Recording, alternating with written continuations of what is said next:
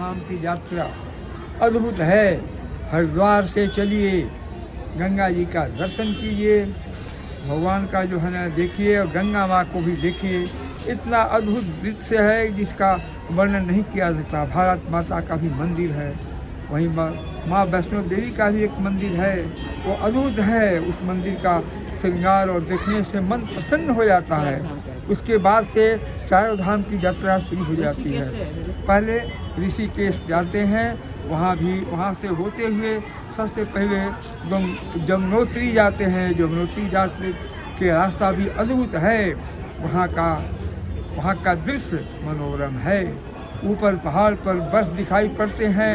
चलते चलते जहाँ तक बस से जाने पर, हम लोग तो बस से गए थे, बस से जाने से बाहर का नीचे जो खाई का दृश्य है वो अद्भुत है। नदी बहती है, जोर जोर से बहती है, हरियाली रहती है। नीचे शहर बसा हुआ है।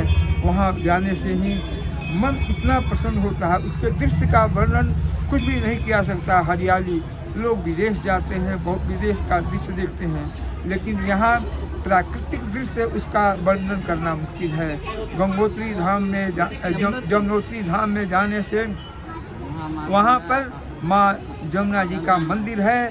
वहाँ पर स्नान करना, यमुना जी में स्नान करना तो बहुत कठिन है, बहुत ठंडा पानी रहता है, लेकिन वहाँ गर्म कुंड है। ऊपर से गर्म पानी आती है, जो कमर से ज़्यादा तक पानी रहता है। उसको धीरे धीरे स्नान करके लोग यमुना जी का दर्शन करते हैं, प्रणाम करते हैं। और जो है वहाँ चावल भी मिलता है, वहाँ पर खौलता हुआ पानी रहता है, उसमें डाल देने से वह भात हो जाता है। ऐसा वहाँ की गर्मी है। वहाँ का प्रणाम करके जो है ना, वहाँ से जाने से ही मन प्रसन्न हो जाता है। वहाँ से फिर वो दृश्य जो है ना अनुपम है, जिसका वर्णन नहीं किया सकता है। उसके बाद हम लोग गंगोत्री गए। गंगोत्री में माँ गंगा की धारा जो है ना कल है, इतनी धारा स्वच्छ पानी है। और जो है ना उसमें लोग धीरे धीरे कुछ न कुछ मग से थोड़ा देह पर करके पानी छींटते हैं। बहुत लोग स्नान ही नहीं करते हैं, लेकिन हमारा तो अपना उसमें है, अनुभव है। मैंने तो सोचा कि स्नान करेंगे और मग से पानी से स्नान करेंगे। फिर हमने मग से पूरा शरीर पर जो है ना वो जल किया, लेकिन गलती से एक मग पानी जो है ना सर पर डाल दिया। लेकिन पानी इतना ठंडा था, लोगों को हम सबसे अनुरोध है इस पर ध्यान देंगे, डायरेक्ट मग से पानी माथा पर नहीं रखे। लगता था कि माथा शून्य हो गया। वहाँ माँ गंगा की पूजा होती है और वहाँ पर पंडित भी रहते हैं, पूजा करवाते हैं। वहाँ से माँ गंगा का दर्शन होता है। दर्शन करके अनुपम दृश्य है, उस दृश्य का भी वर्णन नहीं कर सकते हैं। इतना पहाड़ के ऊपर बर्फ की चट्टानें रहती है और चमकती रहती है। उसके बाद हम लोग बाबा केदारनाथ की यात्रा में गए। केदारनाथ की यात्रा जो है ना और अनुपम है। हर जगह बर्फीली है, पहाड़ से होते हुए जाना पड़ता है। 15-16 किलोमीटर पैदल जाना पड़ता है, सीढ़ी से जाना पड़ता है। हम लोग तो इसमें पीठू से गए, और जो है ना क्योंकि प्राइम मिनिस्टर का प्रोग्राम था, इसलिए जो है ना डोली नहीं मिली, इसलिए हम लोग जो है ना गए। और रास्ते में जाते हैं उसका अनुपम दृश्य, वो जो है ना नदी की धारा और किनारे का दृश्य, और ऊपर से पिघलता हुआ बर्फ देखकर मन प्रसन्न होता है। बर्फीली जाते करते हम लोग को बर्फ जमा हुआ था। हम लोग जहाँ चल रहे थे जमीन पर भी वो बर्फ था, किनारे से भी बर्फ था।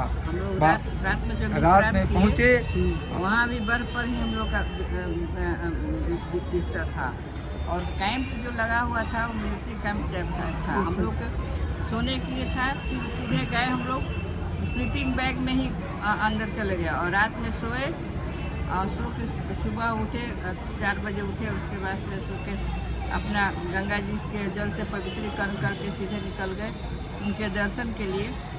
और दर्शन के लिए हम लोग 5 बजे सुबह से ही निकल गए थे केदारनाथ के दर्शन के लिए। लेकिन लाइन में खड़े होते होते 7 करीब बज गया था।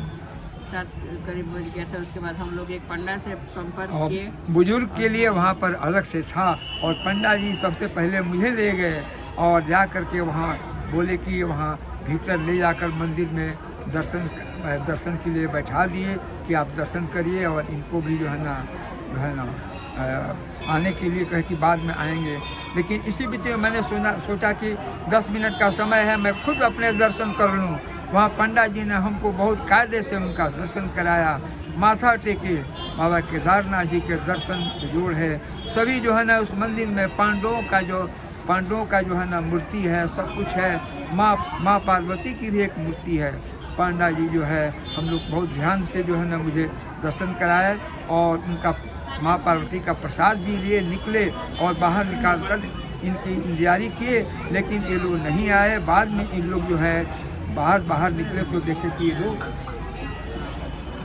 उसके मैं भी पंडा जी के साथ गई। पंडा जी हमको हाथ में घी का कटोरा दिए, केदारनाथ जी को पूरा स्पर्श उनको लगाए, और घी लगा के उनको प्रणाम करके उसके बाद हम बाहर निकल आए।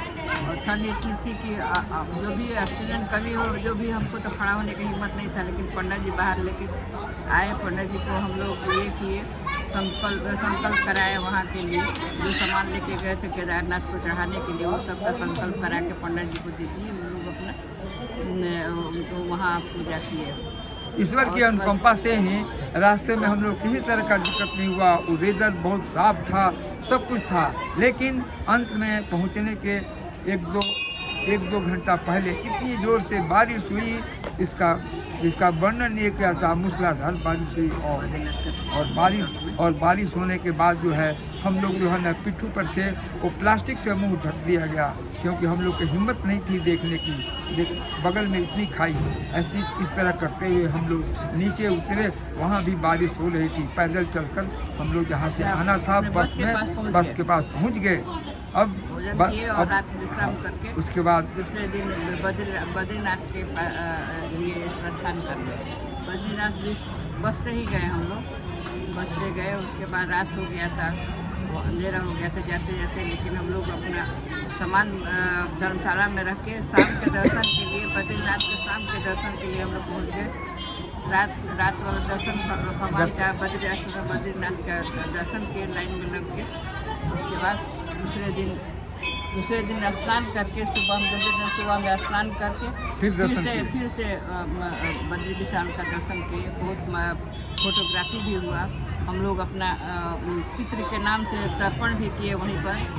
वहाँ पर एक है कपाल करके, कपाल नाम है उस तरह, उस जगह पर हम लोग ने बैठ के, दोनों आदमी बैठ के तर्पण किए अपने पितृ लोग के नाम से।